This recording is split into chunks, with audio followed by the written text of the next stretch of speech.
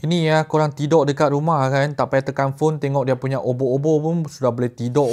So geng, tengok ada obor-obor. Sekarang ni korang dah tak perlu hisap-hisap lepas tu macam ni.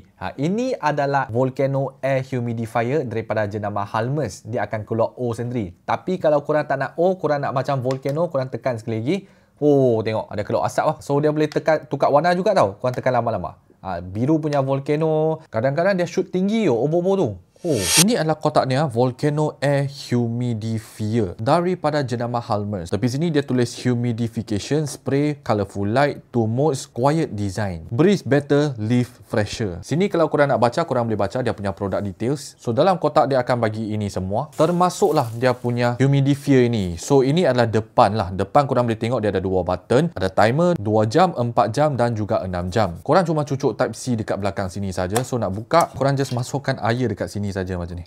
Lepas masukkan air, it depends on korang nak masuk essential oil ataupun fragrance oil, ikut suka hati korang. Kalau tak nak, cuma air saja pun boleh. Titik macam ni saja, bagi dia aroma lagi syok lah. So dalam sini dia ada dia punya sponge filter, dia ada bagi satu lagi extra. Tutupkan macam ini saja. Lepas itu kita cucukkan dia punya USB macam ini. Korang kena tekan dua butang ini serentak. Macam ni. So tunggu sekejap, dia akan naikkan dia punya obor-obor. Butang ini korang boleh set dia jalan 2 jam, 4 jam ataupun 6 jam lah. Korang tekan sekali 4 jam, tekan sekali 6 jam macam ni. So ini kalau korang nak letak essential oil pun boleh, ataupun bagi air saja pun boleh. Tengok.